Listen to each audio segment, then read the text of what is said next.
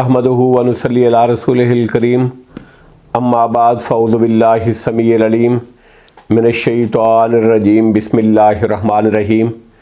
سورہ بنی اسرائیل، پہلے بامانی، اس کے بعد بامحاورہ ترجمہ اور اس کی تشریح۔ پہلے بامانی ترجمہ، آیت نمبر 61۔ وَإِذْ، اور جب، قُلْنَا، ہم نے کہا، لِلْمَلَائِكَةِ اسْجُدُوا، فرشتوں سے کہ تم سجدہ کرو، لِآدَمَ، آدم علیہ السلام کو، فسجدوا، تو انہوں نے سجدہ کیا، الا، مگر، ابلیس کے، قالا، اس نے کہا، اسجد، کیا میں سجدہ کروں، لمن، اس کو، جس کو، خلقتا، تو نے پیدا کیا، تینا، گیلی مٹی سے۔ آیت نمبر 62۔ قالا، ابلیس نے کہا، ارأیتک، تو دیکھ، ھذا الذی، یہ شخص جس نے، کرمتا، تو نے بزرگی دی، علیہ، مجھ پر، لئن، البتہ اگر، اخرتنی، تو نے مہلت دی مجھ کو، الی یوم القیامت، قیامت کے دن تک، لأحتنکن، تو البتہ میں ضرور جڑ سے اکھاڑ دوں گا، ذریتہ، اس کی اولاد کو، الا، مگر، قلیلا، تھوڑے سے لوگوں کے۔ آیت نمبر 63۔ قالا، اللہ رب العزت نے ارشاد فرمایا، قالا اذھب، اللہ رب العزت نے فرمایا، تو جا، فمن، پھر جو، تابعہ کا، پیروی کرے گا تیری، جو شخص پیروی کرے گا، تابع داری کرے گا تیری، منہم، ان میں سے، فإن، تو بلا شبہ، جہنم، جہنم ہی، جزاؤکم، تمہاری سزا ہے، جزاء موفورا، سزا پوری پوری۔ آیت نمبر 64۔ وَاسْتَفْزِزْ، اور تو بہکالے، من استطاعت، جس کو تو استطاعت رکھتا ہے، طاقت رکھتا ہے، منہم، ان میں سے، بصوتک، اپنی آواز کے ساتھ، وَأَجْلِبْ، اور تو کھینچ لا، علیہم، ان پر، بے خیلک، اپنے سوار، وَرَجِلِکَ، اور اپنے پیادے، وَشَارِكْهُمْ، اور تو شریک بن جا ان کا، فی الاموال، مالوں میں، والاولاد، اور اولاد میں، وعدہم، اور وعدے دے ان کو جھوٹے، وما یعدہم الشیطان، اور نہیں وعدہ دیتا ان کو شیطان، الا، مگر، غرورا، فریب ہی کا، دھوکے کا۔ آیت نمبر 65۔ انا، بے شک، عبادی، میرے بندے، لیسا، نہیں ہے، لاکا، تیرے لیے، علیہم، ان پر، سلطان، کوئی غلبہ، وکفیٰ، اور کافی ہے، بربک، آپ کا رب، وکیلا، بطور کارساز۔ اب بامحاورہ ترجمہ اور اس کی تشریح۔ آیت نمبر 61۔ وَإِذْ قُلْنَا لِلْمَلَائِكَةِ اسْجُدُوا لِآدَمَ فَسَجَدُوا إِلَّا إِبْلِيسَ، جب ہم نے فرشتوں سے، اللہ فرماتے ہیں جب ہم نے فرشتوں سے کہا آدم علیہ السلام کو سجدہ کرو، فَسَجَدُوا إِلَّا إِبْلِيسَ، تو سب نے سجدہ کیا مگر، إِلَّا إِبْلِيسَ، مگر ابلیس نے سجدہ نہیں کیا۔ قَالَ أَسْجُدُ لِمَنْ خَلَقْتَ طِينًا، تو شیطان کہنے لگا کہ یا اللہ، کیا میں اس کو سجدہ کروں جس کو تو نے مٹی سے پیدا کیا ہے، اس کو سجدہ کروں۔ آیت نمبر 62۔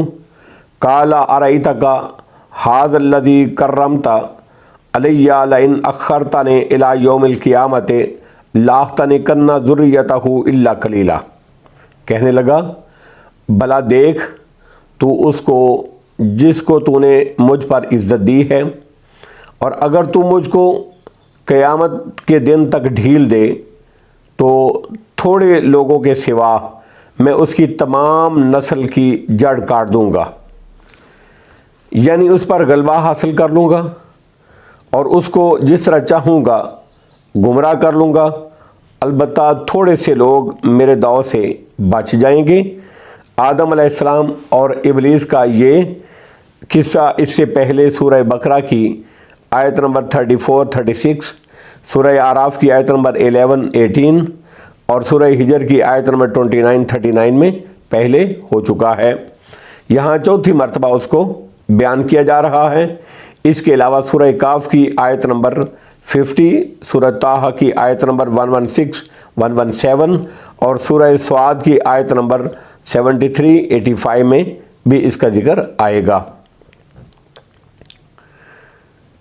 آیت نمبر 63، قَالَ اذْهَبْ فَمَنْ تَبِعَكَ مِنْهُمْ فَإِنَّ جَهَنَّمَ جَزَاؤُكُمْ جَزَاءً مَوْفُورًا۔ اللہ رب العزت نے ارشاد فرمایا، جا، شیطان کو کہا جا، پھر ان میں سے جو تیری اتباع کرے گا، جو تیری بات مانے گا، جو تیری تابعداری کرے گا، تو بلا شبہ تمہاری سزا جہنم ہے، پوری پوری سزا ملے گی۔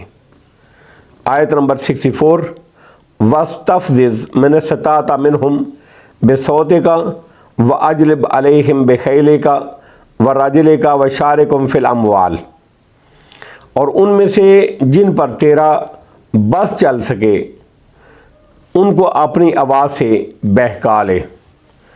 آواز سے مراد پرفریب دعوت یا گانے، موسیقی، گندی گفتگو، لہو و لعاب کے دیگر آلات جن کے ذریعے سے شیطان بکثرت لوگوں کو گمراہ کر رہا ہے۔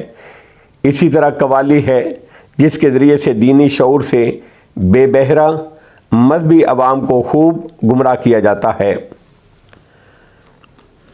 ان میں سے جن پر تیرا بس چل سکے ان کو اپنی آواز سے بہکا لے۔ وَأَجْلِبْ عَلَيْهِمْ بِخَيْلِكَ وَرَجِلِكَ، اور ان پر اپنے سوار اور پیادے چڑھا لا۔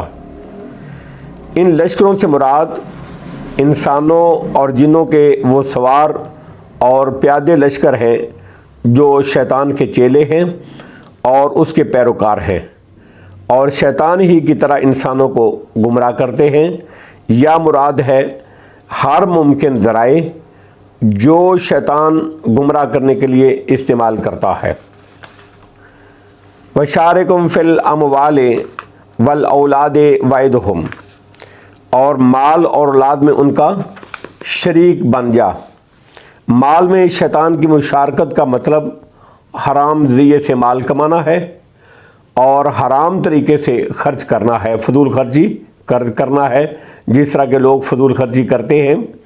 اور اسی طرح مویشیوں کو بتوں کے نام پر وقف کر دینا، مثال کے طور پر بحیرہ، صائبہ وغیرہ وغیرہ۔ اور اولاد میں شرکت کا مطلب زناکاری ہے، عبداللات اور عبدالعزیٰ وغیرہ نام رکھنا، اور جو آج کل کے دور میں جو شرکیہ نام ہے، پیرا دتا وغیرہ وغیرہ، وہ نام رکھنا، غیر اسلامی طریقے سے ان کی تربیت کرنا کہ وہ برے اخلاق اور کردار کے حامل ہوں، ان کو تنگ دستی کے خوف سے ہلاک یا زندہ درگور کر دینا، اولاد کو مجوسی، یہودی اور نصرانی وغیرہ بنانا اور مشرک بنانا اور بیتی بنانا، اور غیر مسنون دعا پڑے بغیر بیوی سے ہم بستری کرنا وغیرہ، ان تمام صورتوں میں شیطان کی شرکت ہو جاتی ہے۔ وعدہم، اور ان کو جھوٹے وعدے دے۔ یہ کہ جنت دوزخ نہیں ہے، اس کا کوئی کانسیپٹ نہیں ہے، یا مرنے کے بعد دوبارہ زندگی نہیں ہے، عذاب قبر نہیں ہے، یہ آخرت کے معاملات نہیں ہے وغیرہ وغیرہ۔